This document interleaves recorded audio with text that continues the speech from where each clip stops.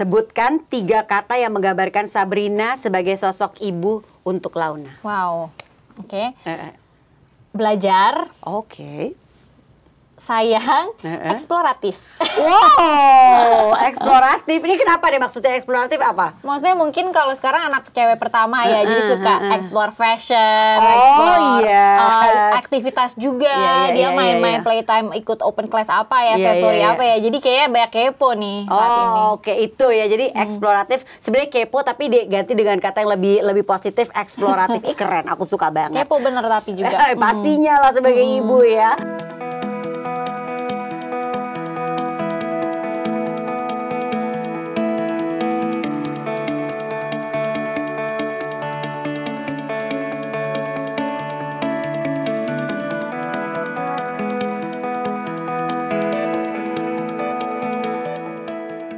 Moms, kita ketemu lagi di Moms Talk bersama saya Novita Enji. Kita mau ngobrol-ngobrol nih hari ini nih dengan salah satu mama muda, Sabrina Anggraini. Sabrina ini dikenal sebagai sosok yang mementingkan pendidikan. Di tahun 2023 berhasil mendapatkan gelar Master in Engineering and Management. Jodohnya pun seseorang yang kita kenal juga sebagai seorang yang memiliki kepedulian terhadap pendidikan, yaitu Belva Delvara, yaitu CEO Ruang Guru. Jadi kan kebayang ya, pasti kayaknya pendidikan sekolah nomor 1. Tapi kita jadi pengen tahu nih kehidupan Sabrina sekarang sebagai seorang ibu seperti apa. Ini kan satu yang baru ya. Dan tentunya kehidupannya Sabrina yang juga tetap aktif berkarir sebagai mompreneur seperti apa. Sabrina, kamu apa kabar sih? Baik, Mbak apa kabar? Baik, baik. Nah, aku mau nanya nih Sabrina, sebenarnya aktivitas yang paling lagi sekarang tuh digeluti sama Sabrina apa nih? Yang pasti prioritas nomor 1 tuh kalau ditanya pasti sibuk menjadi ibu. Iya, new mom ya. Yes. Jadi intinya sekarang sih juggling between motherhood dan entrepreneurship ya. Di company-ku juga aku kayak mom untuk perusahaanku karena aku megang perusahaan di bidang teknologi, product design ya, ngebantu companies bikin product design untuk apps atau websnya. Tapi yang paling penting sekarang juggling with motherhood ya, menjadi mom dari Launa. Seru nggak? Seru banget sih, kayak menurutku motherhood tuh ekstrim ya, tuh extremes. Bisa happy banget ya, tapi bisa challenging banget, sampai stres gitu, bisa juga. Pernah ngebayang nggak bahwa akan seperti ini kehidupan motherhood dan juga sekaligus mompreneur yang dijalankan bersamaan? Karena kan ini benar-benar tetap dijalanin maksudnya kan ibu itu udah pasti ya, tapi pekerjaan karir juga tetap dijalanin. Nah ini ngebayang nggak sih gini toh rasanya, atau ini yang emang harus aku lewatin ya? Nggak ngebayang sama sekali sampai dijalanin sih Mbak, jujur, karena dulu malah aku ada kecenderungan, kan dari dulu lumayan banyak mimpinya lah, banyak yang pengen dikejar, banyak karya yang ingin dibikin. Jadi justru dulu karena narasi sekitar mikirnya kayaknya nanti kalau jadi moms tuh bakal challenging banget ya, malah jadi takut dan lain-lain. Tapi gitu. Sekarang setelah dijalanin, memang it's gonna be a extra challenge, challenge, tapi ternyata bisa kok gitu. Dan justru dengan kehadiran anak tuh memang menghadirkan kebahagiaan yang aku nggak pernah sangka bisa ada ya, that kind of love sebelumnya. Jadi sama sekali nggak ada penyesalan, sangat bahagia untuk sekarang, walaupun emang it's a juggle between the two. Nah, apa yang dirasain paling berubah dari Sabrina yang dulu sebelum menjadi ibu, sebelum menyandang predikat sebagai ibu, sama Sabrina yang sekarang sudah berstatus sebagai ibunya Launa? Ini kan tadi salah satunya adalah merasakan cinta yang wow, ada ya this kind of love gitu lah. Apalagi nih? Kayaknya lebih intentional sih dalam melakukan sesuatu. Karena kan waktu kita terbatas ya, 24 jam setiap hari. Dulu sebelum aku punya anak, mau kerja bisa ya di berapa jam gitu, punya kebebasan. Tapi sekarang kan banyak switching konteks ya. Antara aku harus sambil urus baby, tapi juga ada pekerjaan. Dan mungkin trikinya aku nature-nya hybrid ya. Mungkin kadang WFH, kadang banyak keluar juga. Jadi it's a mix between the two. Jadi aku mungkin perubahan yang dirasakan lebih prioritization-nya lebih kerasa dan malah lebih satset. Jadi justru motherhood nge-unlock skill yang dulu aku nggak bisa sangka ya. Misalnya getting things done dalam waktu yang lebih cepat. Karena apa? Kayak begitu ada waktu untuk kerja misalnya, langsung otak tuh mikir gimana cara paling efektif untuk nyelesain ini. Jadi malah mempermudah, memperingkas cara aku berpikir gitu ya. Dan mungkin kalau intuisi ibu ya gimana caranya aku nggak tenggelam dalam misalnya rasa guilt yang sebenarnya kalau kita lihat in the bigger picture enggak kok gitu.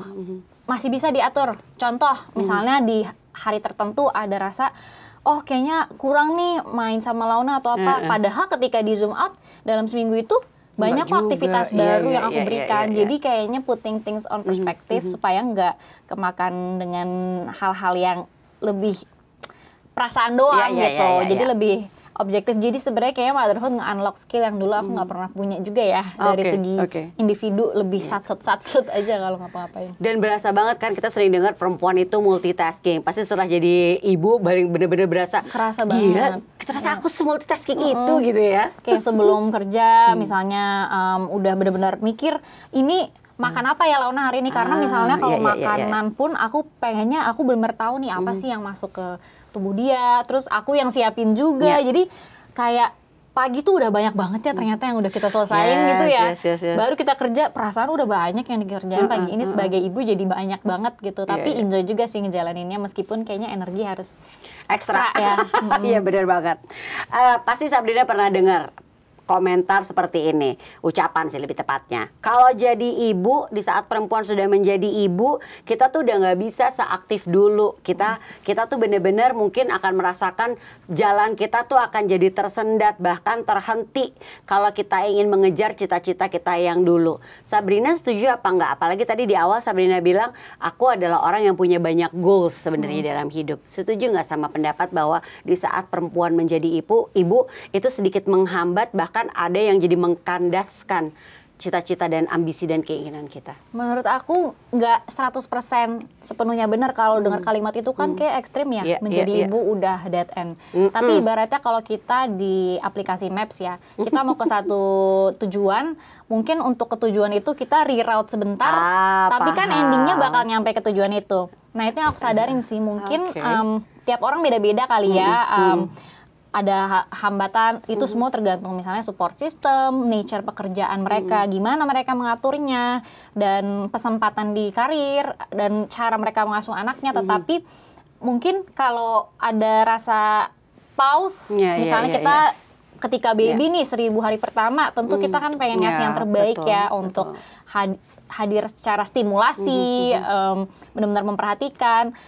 Mungkin ada prioritization dan mungkin di certain career ada yang harus beda-beda ya tiap orang, taking a break atau mungkin lebih lambat sedikit. Cuma nanti ada fasenya juga kita akan bisa kembali lagi sih gitu. Jadi karena anak kan kecilnya cuma sekali doang ya. Itu yang aku selalu pikir sekarang sih, misalnya awal-awal pas kaget ya juggling semuanya gimana ya, tapi ini dia babynya cuma sekali loh. Ketika aku misalnya punya hal yang aku shift sebentar prioritasnya atau strateginya aku ubah tapi mungkin lebih lambat ya kegercepannya, ya nggak apa-apa karena balik lagi tadi aku semenjak menjadi mom ngerasanya prioritization tuh jadi mau nggak mau, tapi secara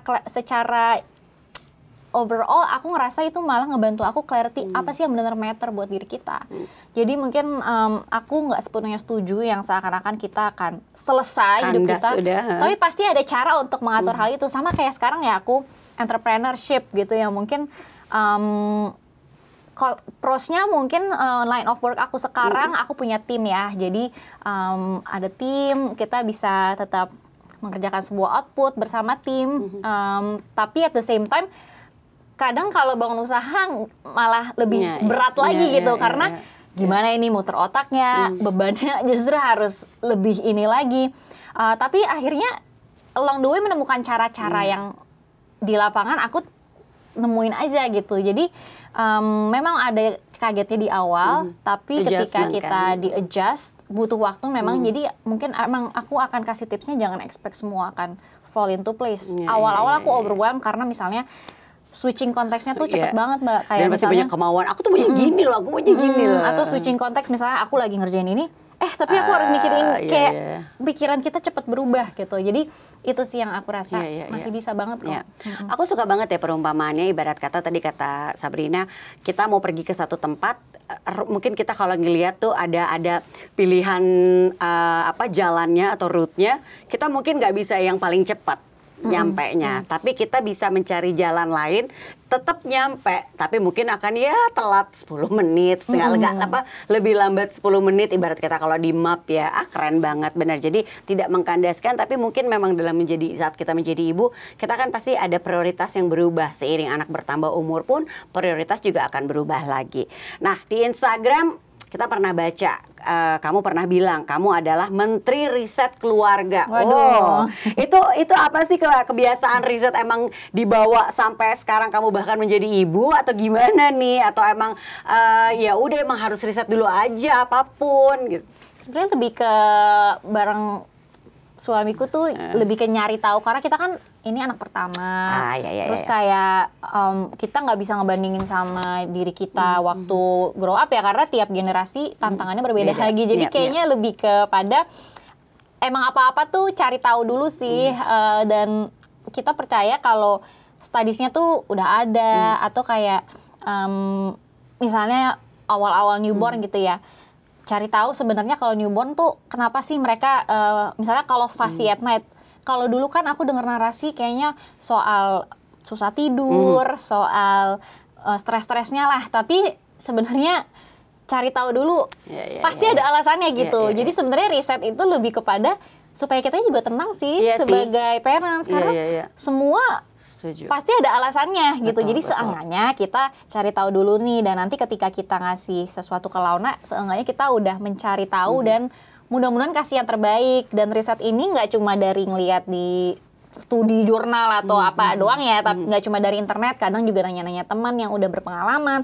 Tiap orang pengalamannya beda, jadi maksudnya seenggaknya take time untuk cari tahu dulu dan kita paham supaya kitanya juga nggak stres pas ngalamin. Lebih ke gitu sih Mbak, buat nenangin diri kita juga aja. Nggak panikan juga, karena kan ibu kan sering panikan kan kalau kita tuh nggak tahu. Masih panik sih in reality ya, walaupun udah riset tetap panik sih. Tapi at least mengurangi lah. Bener. Ya kan? Jadi kayak aku setuju kalau kadang dibilang ngapain sih belajar, misalnya sebelum aku melahirkan ngapain sih belajar soal menyusui, soal perawatan newborn, nanti juga bakal belajar sendiri. Memang sih pas aku tipe yang udah prepare, ikut training apa, pas ngejalanin benar-benar beda banget kan. Cuma menurutku dengan aku punya ilmu, seenggaknya itu bikin aku, kalau aku bingung, aku refer ke apa ya, atau aku nanya ke siapa ya gitu. Jadi nggak benar-benar dari nol banget, ada pemanasan.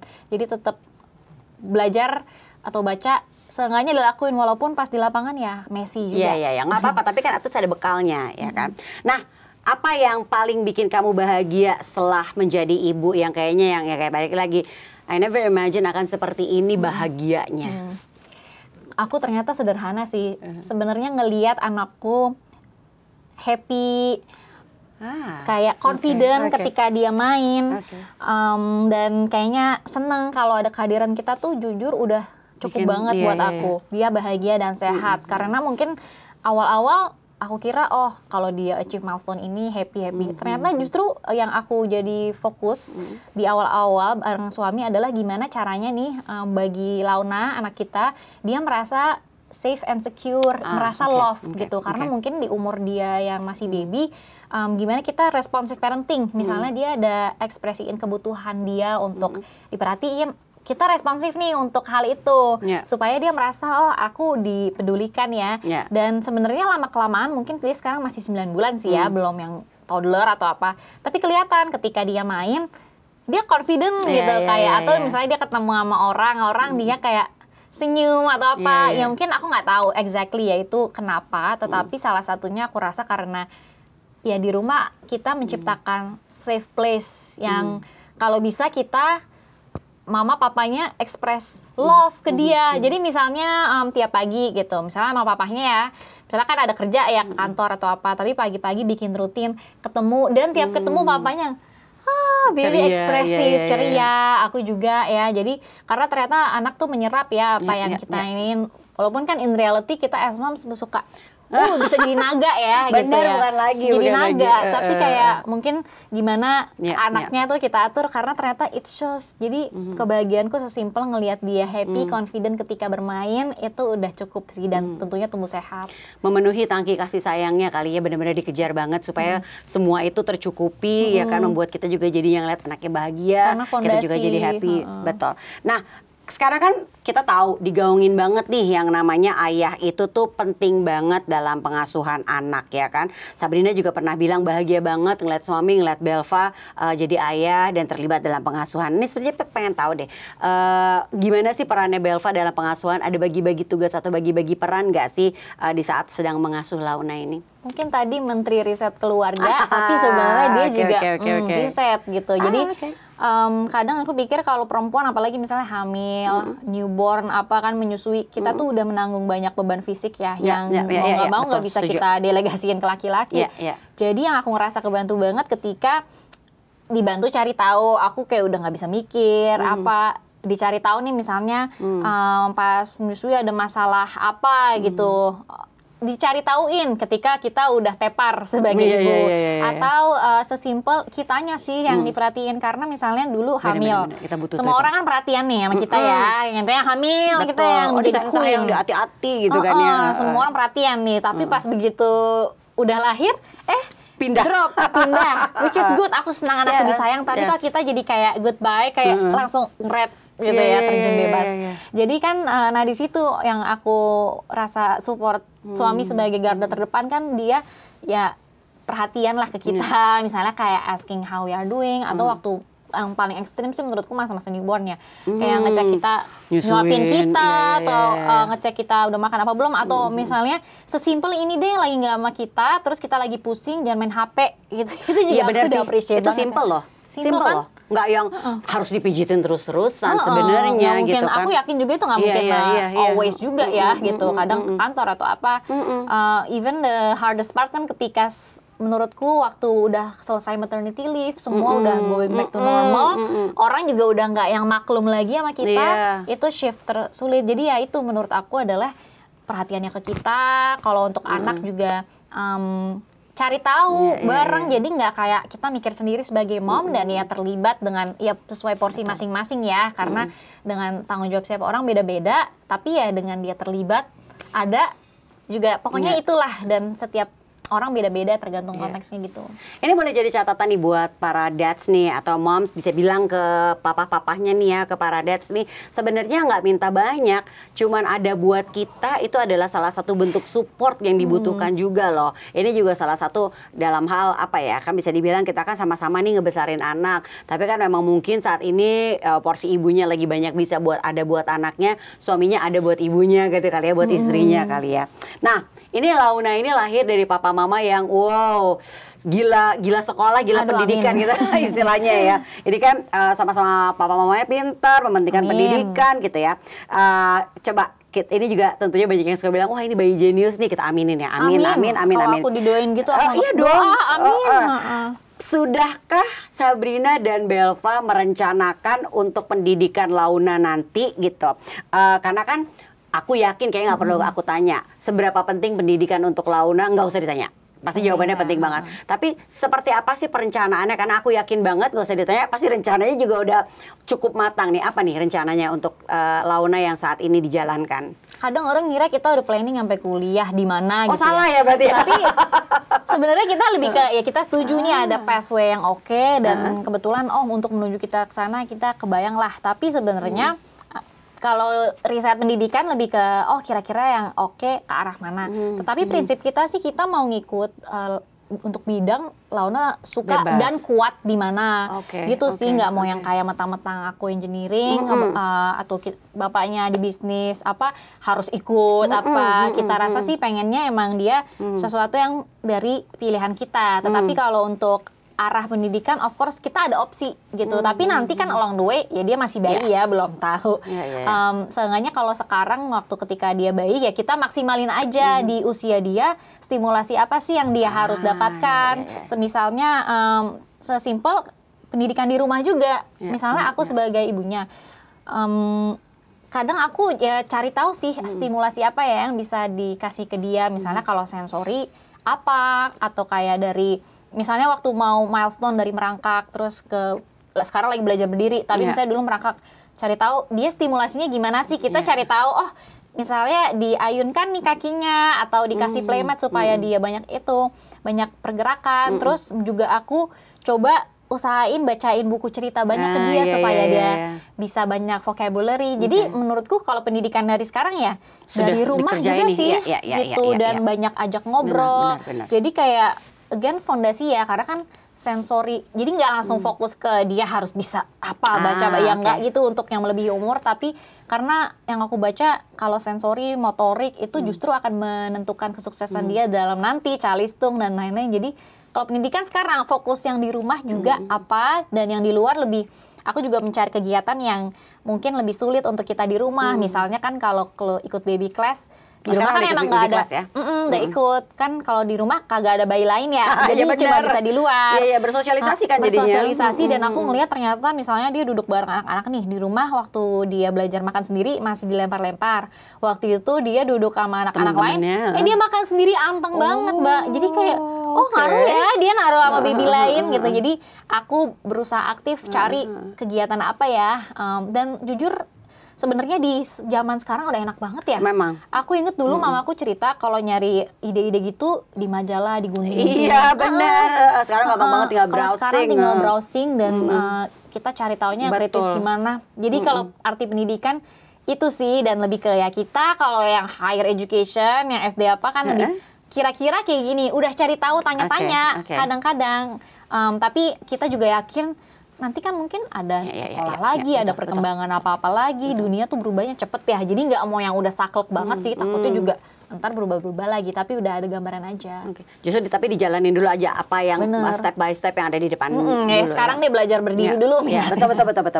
Oke, sebagai lulusan IT, ini kan bisa dibilang pastinya Sabrina melek teknologi. Ini kan dengan harapannya hidup di era teknologi yang makin maju, orang tua juga harus melek teknologi. Karena kan banyak kejadiannya orang tuanya nggak tahu, sementara anaknya canggih banget gitu kan ya. Nah mungkin Sabrina bisa boleh kasih tips nih, dan juga kasih tahu kenapa sih kita sebagai orang tua harus melek teknologi juga, dan tipsnya gimana nih dari Sabrina nih sebagai orang tua supaya bisa melek dan up to date lah sama teknologi. Mungkin tantangan tiap generasi itu beda-beda ya. Kalau generasi orang tuaku ke aku kan dulu memang aku pun ada di intersection antara dulu aku nggak ada HP, ke warnet, sampai sekarang udah gampang banget gitu. Jadi sekarang aku rasa tantangan buat generasi alpha ya katanya.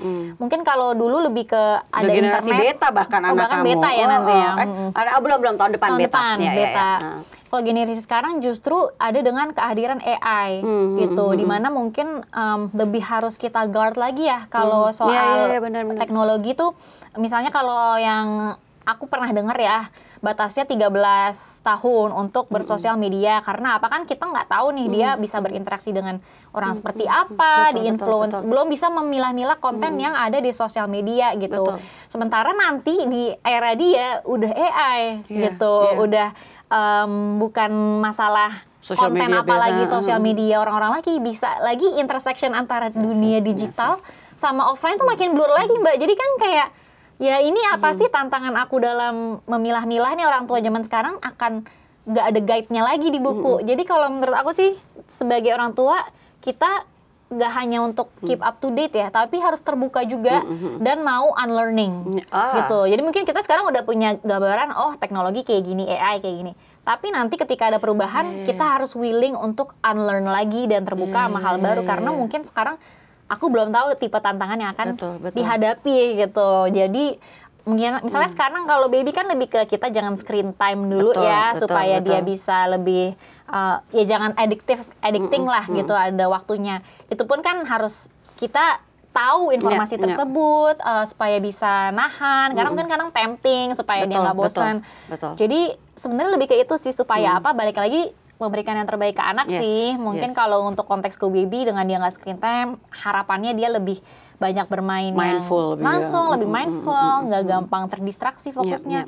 Nantinya mungkin beda lagi ketika dia udah gede ya, Mbak. Ya pasti ngerasain juga ya. Apalagi nanti kan 12 tahun lagi nih Launa teenager. Kita nggak pernah tahu dalam 12 tahun ini akan ada apa lagi perkembangan. Terlalu cepat. Iya banget.